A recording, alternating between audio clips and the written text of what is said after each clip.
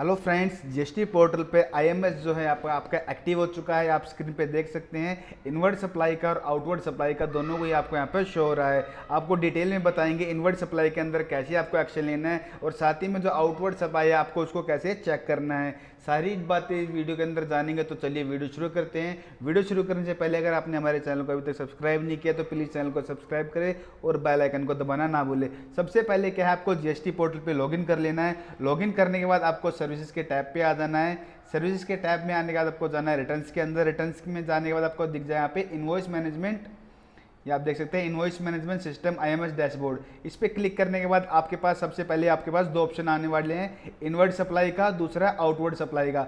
सबसे पहले inward supply के बारे में बात करते हैं। इनवर्ड सप्लाई के अंदर आपको कौन कौन सी जो आपको यहाँ पे शो होने वाली हैं। इनवर्ड यानी कि जो आप परचेज कर रहे हैं, जिससे भी उनकी डिटेल आपको यहाँ पे शो होने वाली है परचेज की, कि किस इनवॉइस को आपको एक्सेप्ट करना है या फिर किसको रिजेक्ट करना है या फिर पेंडिंग में छोड़ना है। उसके बारे में बाद में जानेंगे। फिर उसके बाद हम बात करते हैं आउटवर्ड सप्लाई के बारे में। अब आउटवर्ड सप्लाई क्या है, जो हमने सेल करी, अब हमने जो सेल करी सामने वाली पार्टी भी उस पर कोई एक्शन लेगी, वो रिजेक्ट करेगी या फिर पेंडिंग छोड़ेगी, वो डिटेल आपको यहाँ पे चेक करनी है। ये फिलहाल अभी जो टेबल है आपके लिए ऑप्शनल है। अगर जैसे इनवर्ड सप्लाई पे आप कोई एक्शन नहीं लेते हैं तो उस केस में क्या होगा, ऑटोमेटिक जो आपकी ऐसी टू भी आपकी वो जनरेट हो जाएगी। वही सेम आपका इनपुट जो आपका 3 पे शो हो जाएगा। लेकिन क्या है, आपको 3B फाइल करने से पहले आपको यहाँ पे जरूर चेक करना है। आपको अब डिटेल में हम जानते हैं इसके अंदर कैसे किसको एक्सेप्ट करना है, कैसे रिजेक्ट करना है और कौन सा आपको जो पेंडिंग यहाँ पे छोड़ना है।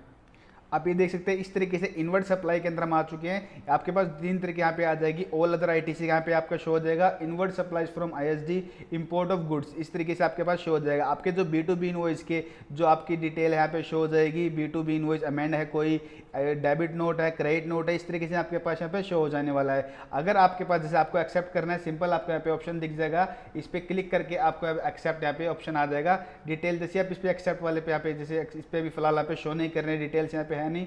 जैसे इस पर आप क्लिक करोगे, फॉर एग्जांपल आपके B2B में 10 इनवॉइस है, आप इस पर एक क्लिक करोगे तो इनवॉइस वाइज लिस्ट आपके यहाँ पे आ जाएगी। जिस पे आपको एक्सेप्ट करना है वहाँ पे सिंपल आपको एक्सेप्ट यहाँ पे कर देना है। जैसे रिजेक्ट काफ़ी जैसे कोई इनएलिजिबल इनपुट आपके लिए, वो फिलहाल यहाँ पे क्या आपको यहाँ पे रिजेक्ट नहीं करना है। आपको उसको एक्सेप्ट करने के बाद जैसे 3B में आपके पास जो आएगा, जो अदर इनएलिजिबल आईटीसी में आपको जो दिखाते हैं वहाँ पर जो आपका इनपुट वहाँ पे नहीं लेते हैं, वहाँ पे आपको वहाँ पे उसको दिखा के रिजेक्ट करना है। यहाँ पे डायरेक्ट आप रिजेक्ट मत कीजिएगा। फिलहाल यहाँ से एक्सेप्ट करने के बाद 3B में आपको अलग से वहाँ पे शो कर दीजिएगा। फिर वहाँ पे उसको अदर इनएलिजिबल उसमें आईटीसी वहाँ पे शो कर देना है आपको। अब बात करते हैं पेंडिंग की। जैसे आपको कोई इस पे इनवॉइस पे आपको समझ नहीं आ रहा है, पेंडिंग डालना, उस पर एक्सेप्ट करना है फिर रिजेक्ट करना है, तो उसका आप फिलहाल उसे पेंडिंग छोड़ सकते हैं। वो अगले इस महीने की जैसे आप इसमें डालेंगे तो उसमें आईएमएस में आपको वहाँ पे पेंडिंग में शो करेगा, वहाँ पे आपको दिख जाएगा। फिर उसमें एक्सेप्ट करना है, रिजेक्ट करना है। इस तरीके से जो आपको इनवर्ड का यहाँ पे आईएमएस का भरना है वो डिटेल यहाँ पे आपकी शो हो जाएगी। अगर जैसे मान लो आपके पास डाटा ज़्यादा है, आपके अगर फिर ज़्यादा मान लो इनवॉइस ज़्यादा नंबर्स में 500-600 इनवॉइस में, तो आप यहाँ से डाउनलोड भी कर सकते हैं। एक्सेल में डाउनलोड करने के बाद अपनी कैंसिलेशन वहां से कर सकते हैं।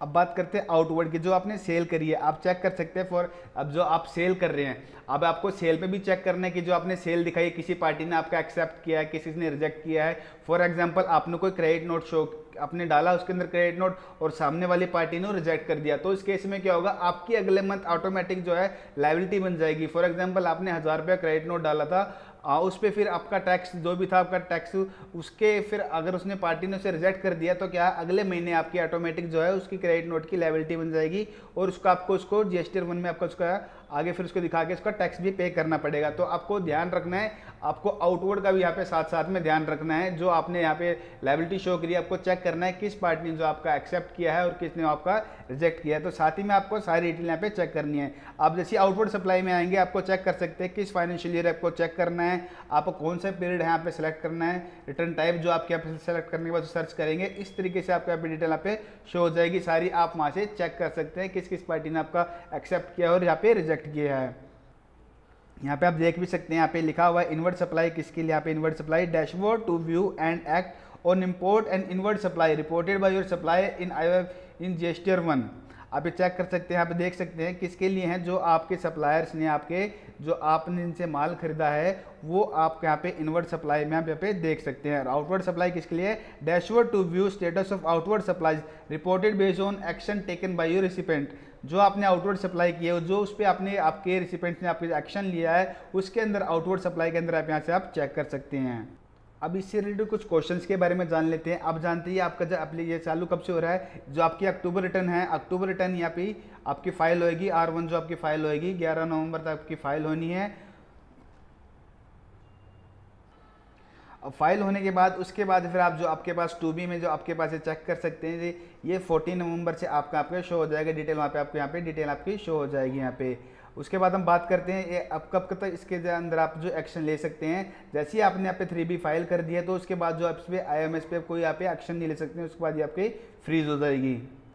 तो इन क्वेश्चंस की जो सारी की लिस्ट है मैं अपनी वीडियो के डिस्क्रिप्शन में डाल दूंगा, आप वहां से देख भी सकते हैं। तो गाइस आप देख सकते हैं काफ़ी इंपॉर्टेंट टॉपिक है आपके लिए। अगर इसे आप स्किप करेंगे तो आपको काफ़ी यहाँ पे नुकसान उठाना पड़ता है। GST पोर्टल के अंदर आपकी रिको भी इससे काफ़ी आसानी से रिको भी कर सकते हैं। तो फ्रेंड्स काफ़ी इंपॉर्टेंट वीडियो, तो अपने फ्रेंड्स से ज़्यादा शेयर करें। अगर इस वीडियो से रिलेटेड आपको कोई भी क्वेश्चन है तो हमें कमेंट डाउन कर सकते हैं, और ऐसे ही लेटेस्ट टॉपिक के लिए हमारे चैनल को सब्सक्राइब करें। अगर आपको वीडियो अच्छी लगी तो प्लीज़ वीडियो को लाइक करें। Thank you.